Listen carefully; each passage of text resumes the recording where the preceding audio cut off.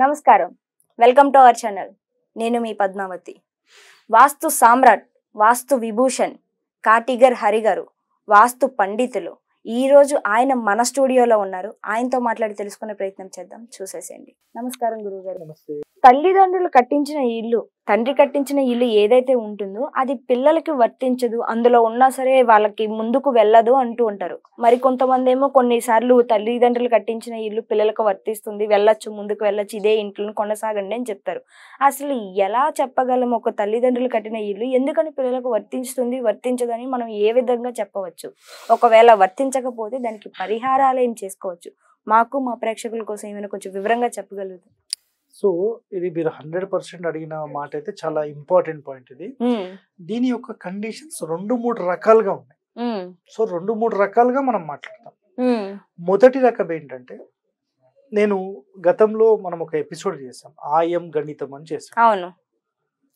ఒకవేళ ఒక ఫ్యామిలీలో ఎంతమంది అయితే ఉంటారో అంతమందికి సంబంధించిన పేర్లు జన్మ నక్షత్రాలకు మ్యాచ్ చేస్తూ ఒక బిల్డింగ్ నిర్మాణం చేసేస్తే అందులో ఉన్న ఎవరికైనా అది పనిచేస్తుంది.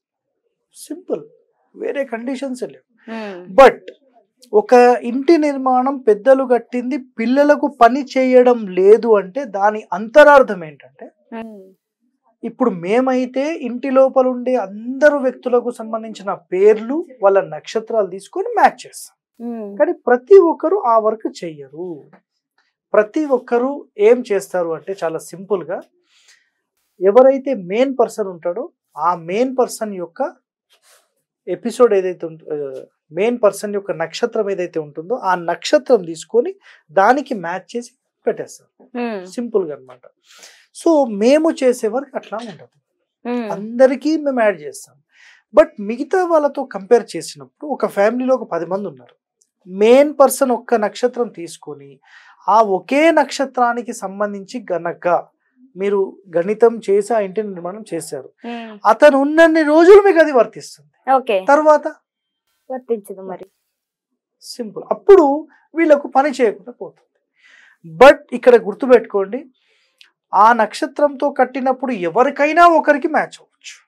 ఖచ్చితంగా ఇతనికి మ్యాచ్ అవుతుందా మ్యాచ్ కాదా అనేది ఎప్పుడు తెలుస్తుంది అంటే, ఒకవేళ ప్రధాన వ్యక్తి చనిపోయాడు, అతని యొక్క జాతకము ఆ ఇంటి యొక్క జాతకం తీసుకోవాలి. ఇంటికి జాతకం ఉంటుంది, ఆ జాతకం తీసుకొని ఇంట్లో ఎవరికి మ్యాచ్ అవుతుంది, ఎవరు పెద్దగా ఆ ఇంటి లోపల ఉంటే వాళ్ళకి పని చేస్తుంది అనేది క్యాలిక్యులేట్ చేస్తాం.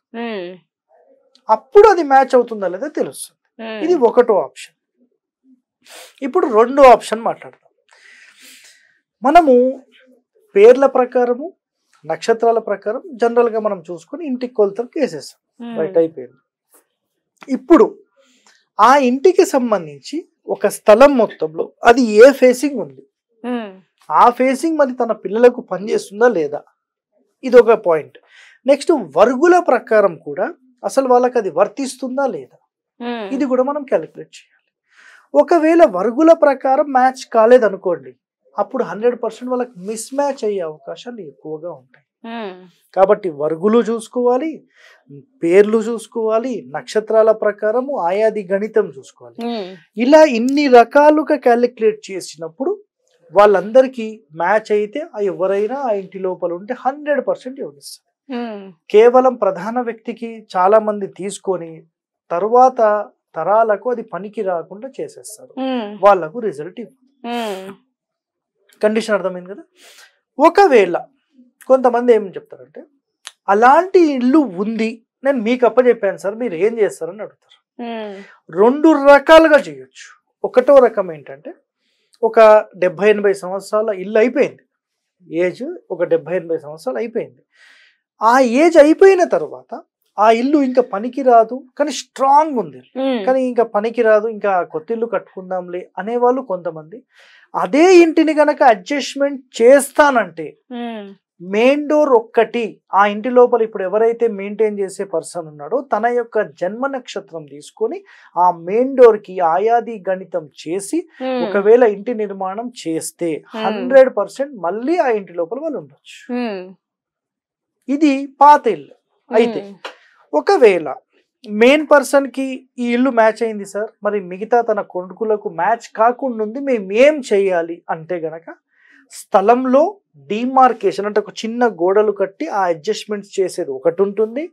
రెండవ ఆప్షన్ ఏముంటుందంటే ఇంటి లోపలి కొలతలు కానీ బయటి కొలతలు కానీ ఆ ఇంటి లోపల ఇప్పుడు ఎవరైతే ఉందాం అనుకుంటున్నారో వాళ్ళ నక్షత్రాలకు మ్యాచ్ అయ్యే ఫ్రీక్వెన్సీ ఏమైనా దొరికితే, చుట్టూ కొలత దొరికితే, ఒక 1/2 ఇంచో 1/2 ఇంచో మన ప్లాస్టింగ్ చేసి మనం అడ్జస్ట్ చేయగలిగితే మళ్ళీ ఆ ఇంటిని మనం వైబ్రేషన్ జనరేట్ అయ్యేలాగా చేయొచ్చు.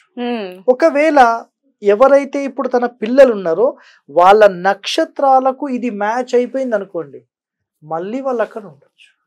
ఇది రెండో రకం. సెకండ్ కండిషన్ లో మళ్ళీ ప్రధాన ద్వారం ఒకటి మార్చి కూడా అడ్జస్ట్మెంట్ చేయొచ్చు.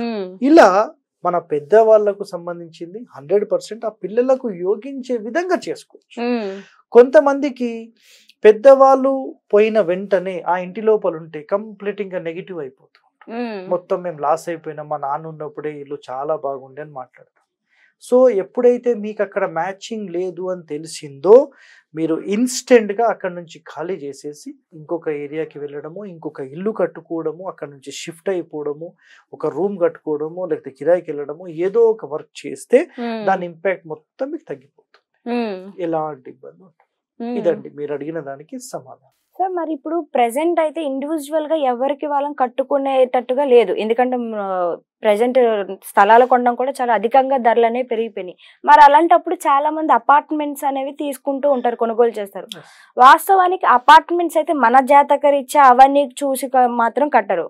వాళ్ళు డైరెక్ట్ గా ప్లానింగ్ తీసుకుంటారు, మూల స్తంభాలు లేపుకుంటారు, పిల్లర్స్ లేపి కన్స్ట్రక్షన్ అనేది చేసేసి మనకంటూ ఒక ఫ్లాట్ ని అప్పచెప్తారు.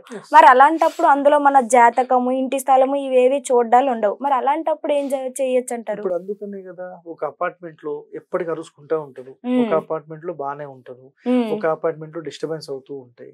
మీకు ప్రతి అపార్ట్మెంట్ లో ఇవన్నీ కామన్ గా కనిపిస్తుంటాయి. సో సాధారణంగా ఎప్పుడో ఒకసారి అనేది వేరే, రెగ్యులర్ గా కనిపిస్తూ ఉంటది.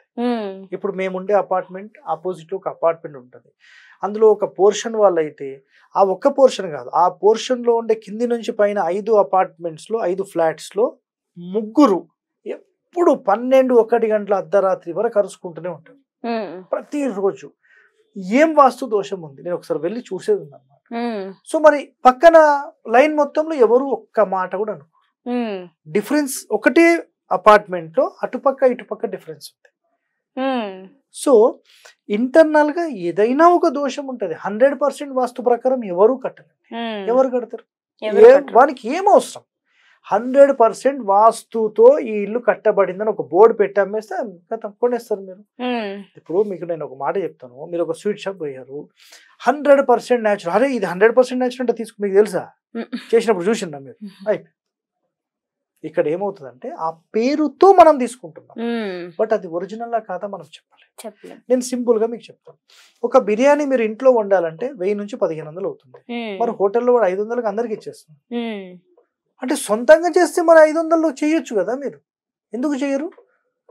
మీరు వాడే క్వాలిటీ ఒరిజినల్ ఉంటుంది, వాళ్ళు అట్లా వాడరు వాళ్ళు. కాబట్టి ఆ ఒరిజినాలిటీ రాదు. కాబట్టి వాడు తక్కువ రేట్కి ఇస్తాడు, మనకు అది కాదు. కాబట్టి ఒరిజినల్ ఎప్పుడు కాస్ట్ ఎక్కువ ఉంటుంది. ప్లస్ అపార్ట్మెంట్ లో ఈ నియమాలన్నీ పాటించాలంటే తను ఎక్కువ సెట్ బ్యాక్లు వదలాలి, ప్రాపర్ వెంటిలేషన్ కావాలంటే బాల్కనీస్ యాడ్ చేయాలి. ఇవన్నీ చేయాలంటే అతనికి ఖర్చు పెరుగుతుంది, స్లాబ్ ఏరియా పెరుగుతుంది, మీరు ఎక్స్ట్రా అమౌంట్ ఇవ్వరు. ఇప్పుడు ఆపోజిట్ అపార్ట్మెంట్ 35 లక్షలు అంటే ఈయన 40 అంటే 45, వాళ్ళు 35 మేము ఆడికే పోతామంటారు. ఒక కూరగాయలు అమ్మే దగ్గర గుర్తుపెట్టుకోండి, మంచిగా కనిపించే కూరగాయల దగ్గరికే వెళ్తారు. కానీ డిమ్ముగుండే కూరగాయలు ఏవైతే ఉంటాయో అవి ఒరిజినల్ న్యాచురల్ గా ఫార్మింగ్ లోకి వస్తాయి. ఏవైతే ఫర్టిలైజర్స్ వాడతారో మంచి షైనింగ్ ఉంటాయి. మీరు షైనింగ్ వెళ్తారా, ఇక్కడికి వెళ్తారా? షైనింగ్ ఎందుకు వెళ్తాం? అందులో అనారోగ్యం వస్తుంది. మీకేం తెలుసు ఎంత మంచిగా ఉన్నాయి అని మీరే వెళ్తారు. ఇవి డిమ్ముగా ఉన్నాయి, ఇవి ఎప్పుడు, ఇవి న్యాచురల్, మీకు అర్థం కాదు. సబ్జెక్ట్ తెలియనప్పుడు మనం ఏం చేస్తామంటే ఏదైతే కనిపిస్తుందో అదే మంచిది అనుకుంటాం. నేను మొన్న ఒక బియ్యం షాప్కి వెళ్ళి అక్కడ కూర్చుని ఆయనతో మాట్లాడుతూ ఉన్నా, ఏదో ఒక పాయింట్ మీద మాట్లాడుతూ ఉన్నా. ఒక కొత్త దంపతులు వచ్చారు. నేను రైస్ ఎట్లా తీసుకుంటానంటే, రైస్ ఇట్లా పడితే చేతిలో జారొద్దు, దానిని రా రైస్ అంటారు, రా రైస్. అవును. సో ఆ రా రైస్ గురించి తెలుసా అందరికి? ఎవరికి తెలుసు? ఎవరికి తెలియదు. సరే, ఒక కొత్త దంపతులు వచ్చారు, ఒక కపుల్స్ వచ్చారు. వచ్చిన తర్వాత ఆమె ఒక రైస్ పట్టుకుంది, అబ్బా ఎంత స్మూత్ ఉన్నాయండి, చాలా మంచిగా ఉన్నాయి, అవి బాయిల్డ్ రైస్, పాలిష్డ్ రైస్. అవును. ఎంత స్మూత్ ఉన్నాయండి, చాలా మంచిగా ఉన్నాయి, ఇవి మంచిగా ఉన్నాయా, ఇవి బాగుంటాయండి అని చెప్తే లేదు ఇది మొత్తం గరుగుగున్నాయి, ఇది బాగాలేదు, ఇదే మంచిగా ఉందండి. ఏదైతే అందవికారంగా కనిపిస్తుందో అది ఖచ్చితంగా ఆరోగ్యకరంగా ఉంటుంది. అది వాస్తవం. చాలా చక్కగా చెప్పారు. మీకు కూడా ధన్యవాదాలు.